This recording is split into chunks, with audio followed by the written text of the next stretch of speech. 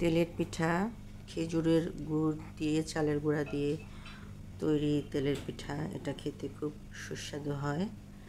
তাই এই পিঠার রেসিপিটা এখন বলবো এবং দেখাবো কিভাবে পিঠাটা তৈরি করতে হয়।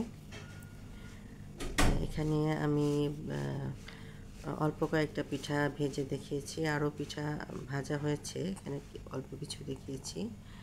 পিঠাটার কালারটা খুব একটা সুন্দর হয় না, বাট এটা খেতে অনেক টেস্টি ছিল। প্রথমে আমি খেজুরের গুড় নিয়েছি, পুরোটাই খেজুরের গুড় নিয়েছি এবং এখানে কোনো চিনি ব্যবহার করি নাই।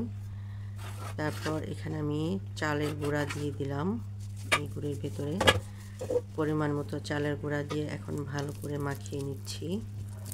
এই ব্যাটারটা তৈরি করাটার অনেকটা বেশ সাবধানে টেকনিকটা করতে হবে।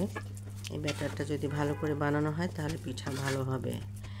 তা এখন আমি এখানে সামান্য একটু লবণ দিয়েছিলাম, সামান্য, বেশি লবণ দেওয়া যাবে না। তা এখন আমি চালের গুঁড়া দিয়ে একদম সুন্দর মতো মেখে সুন্দর মতো ব্যাটারটা তৈরি করে নিচ্ছি। এরপর এখন আমার এই ব্যাটারটা রেডি হয়ে গিয়েছে। দেখুন একদম চামচে উঠালে একদম সুন্দর নেমে আসছে। এখন প্রথমে একটা পিঠা তেলে দিয়ে দেখলাম যে পিঠাটা ঠিকমতো হয় কিনা। প্রথমে পিঠাটা দেখে মনে হচ্ছে যেন পিঠাটা হয়ে যাবে। এটা যখন এক সাইড ভেজে উঠেছে ঠিক সে সময় আমি পিঠাটা উল্টানোর চেষ্টা করেছি, যে দেখি পিঠা এখন উল্টানো যাবে এবং উল্টিয়ে ফেললে হবে। পিঠাটা যখন আমি উল্টিয়েছি ঠিক সে সময় পিঠাটা ভেঙে গিয়েছে। তার মানে পিঠাটা আসলে এটার ব্যাটারটা আরেকটু গাঢ় করতে হবে। এরপর আমি আরেকটু চালের গুঁড়া দিয়ে পিঠার ব্যাটারটা গাঢ় করে নিয়েছিলাম। গাঢ় করে নিয়ে এরপর আমি কড়াইতে তেলে পিঠাটা দিয়ে দিচ্ছি। দিয়ে এখন আমি পিঠাটা ভেজে নিচ্ছি। এখন আমি এই একে একে সবগুলো পিঠা ভেজে নিব। যেহেতু এটা পুরোটাই খেজুরের গুড় ছিল, এখানে কোনো চিনি ব্যবহার করি নাই, যে কারণে পিঠার রঙটা আসলে খেজুরের রঙটা যেরকম কালো সেরকম কালো হয়ে গিয়েছে। এখন পিঠাটা যাতে মুচমুচেভাবে ভাজা হয় এর জন্য কিছুটা সময় চুলায় রেখে দিয়েছি। এখন এই পিঠার কালারটা যদি আমি সাদা রাখতে চাই তাহলে পিঠার ভিতরে কাঁচা থেকে যাবে, এর জন্য একটু বেশি করে ভালো করে ভেজে নিচ্ছি। এদিকে আরেকটা পিঠা দিয়েছি, সেটাও উল্টিয়ে নিচ্ছি। উল্টিয়ে এটাও আস্তে আস্তে ভাজা হচ্ছে। এখন আমি একে একে একটা পিঠা তুলে নিলাম, নিয়ে এখন আর একটা পিঠা আমি দিব। আর ওদিকে ওই পিঠাটা উল্টিয়ে দিয়েছি যাতে ওটা সুন্দর মতো মুচমুচে হয়ে ভেজে আসে। এখন আর একটা পিঠা দিচ্ছি।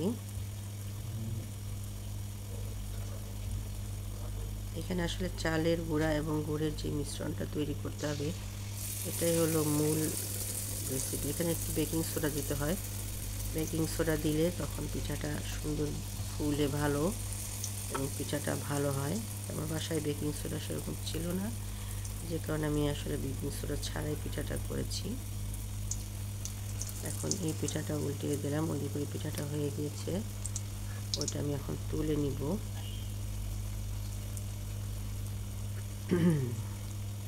আর একটা পিঠা এখন দিচ্ছি, দিয়ে আর একটা পিঠা তেলে দিয়ে দিলাম, দিয়ে এরপর যেগুলো ভাজা হয়েছে সেগুলো একে একে তুলে নিচ্ছি।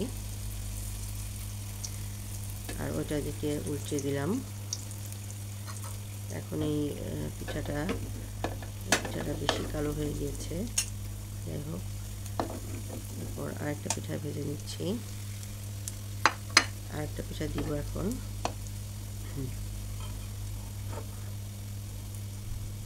এভাবে আমি একে একে পুরো যতটুকু ব্যাটার রয়েছে আর সবগুলো পিঠাই একে একে আমি ভেজে উঠাবো। এখানে পিঠাটা আসলে ভাজারও কিছুটা একটা টেকনিক আছে, ব্যাটার তৈরিরও টেকনিক আছে, পিঠা ভাজারও টেকনিক আছে। ব্যাটারের ভিতরে বেকিং সোডা দিতে হয়, দিলে পিঠাটা একদম সুন্দর মতো হয়। এরপরের পিঠাটা আমি আর প্রায় ভাজা হয়ে গিয়েছে, এখন আর একটু উল্টিয়ে দিলে এটা ভাজা শেষ হয়ে যাবে।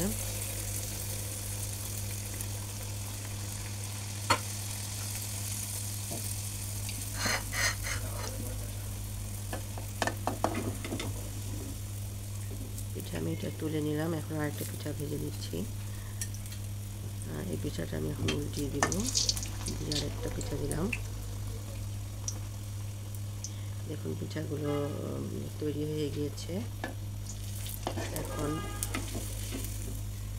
আমি পিঠা যে কয়টা হয়েছে এই কয়টাই এখন আপাতত পরিবেশন করব, বাকিগুলো আস্তে আস্তে ভাজা হবে।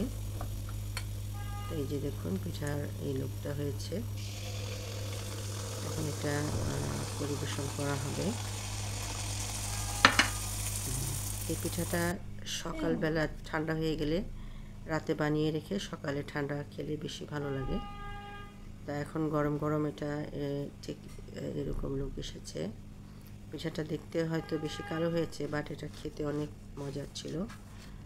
আর এই পিঠাটা গরম অবস্থায় একরকম টেস্টি লাগে এবং ঠান্ডা অবস্থায় আরেক রকম টেস্টি লাগে।